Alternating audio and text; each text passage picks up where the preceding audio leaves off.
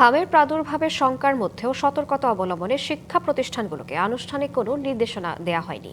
এতে অভিভাবকদের মধ্যে দেখা দিচ্ছে দুশ্চিন্তা। তাদের অনেকেই তাকিয়ে রবিবার থেকে শুরু হতে যাওয়া জরুরি টিকাদান কর্মসূচির দিকে।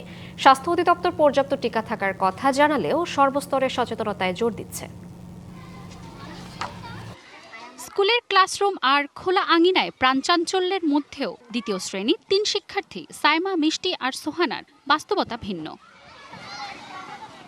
তাদের একজন এরই মধ্যে হামের টিকা নিয়েছে, তাই নিশ্চিন্তে চলছে তার পড়াশোনা। তবে বাকি দুইজন তাদের বাবা মার কাছ থেকে জেনেছে টিকার এক ডোজ এখনো নেওয়া হয়নি, তাই রবিবার থেকে শুরু হতে যাওয়া টিকাদান কার্যক্রমের অপেক্ষায় তারা। আমাকে ছোটবেলায় টিকা দেওয়া হয়েছে, আমার একটা ছোট বোন আছে, ওকে আমরা টিকা দেওয়াবো।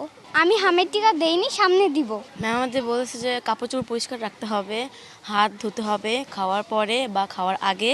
তারপর বলছে জ্বর বা কোনো অসুস্থ হলে ম্যামকে জানাতে এবং বাসায় জানাতে। দেশের বিভিন্ন অঞ্চলে হামের প্রাদুর্ভাবের খবরে রাজধানীর অভিভাবকদের মধ্যেও রয়েছে মিশ্র অনুভূতি। যাদের শিশুরা টিকা নিয়েছে তারা নির্ভর থাকলেও অনেকের মধ্যেই রয়েছে শঙ্কা। যেসব শিশুর একটি ডোজ সময় মতো দেওয়া হয়নি, জরুরি টিকাদান কর্মসূচিতেই তা দিতে চান তারা। স্কুলে পাঠাতে মনে করেন আপাতত আমি কোনো ভয় পাচ্ছি না। টিকা তো দিচ্ছি, তারপরেও যদি হয় তাতে আল্লাহ ছাড়া তো আর কিছু করতে পারবো না। তো অবশ্যই ভয় লাগবে একটু হামের ব্যাপারে, যেহেতু টিকাটা দেওয়া হয় নাই, তো সামনে যেহেতু দেওয়া হবে অবশ্যই দিব।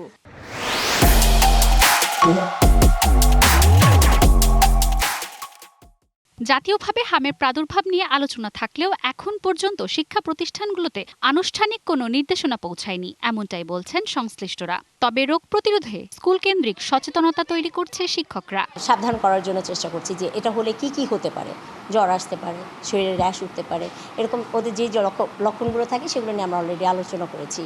স্বাস্থ্য অধিদপ্তরের রোগ নিয়ন্ত্রণ বিভাগের পরিচালক বলছেন, দেশে পর্যাপ্ত হামের টিকা মজুদ রয়েছে, যার মাধ্যমে নির্বিঘ্নে টিকাদান কার্যক্রম চালানো সম্ভব। এক সপ্তাহ চালানোর মতো খুব সাফিসিয়েন্ট টিকা আছে, তারপরে সেন্টার থেকে যাবে। সেন্টারে আমাদের গ্যাবির প্রায় 2 কোটি টিকা আছে, ক্যাম্পেইনের জন্য ছিল, সেটাও তো এখন এখান থেকে কিছু ইউজ হবে।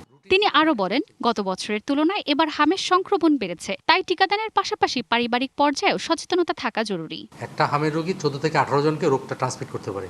আপনাদের বাচ্চারা যদি হাম লাইক উপসর্গ থাকে, তাকে প্রথমেই দ্রুত আইসোলেট করেন, কোনো হাসপাতাল নিয়ে যেয়ে টেস্টের ব্যবস্থা করেন। জরুরি কর্মসূচির আওতায় টিকা পাবে দেশের সব শিশু, দূর হবে শৈশবের দুশ্চিন্তা, তাদের মুখে ফিরবে হাসি, এমন প্রত্যাশাই অভিভাবকদের। Manjuma Afroz, Nilima, DBC news, Dhaka.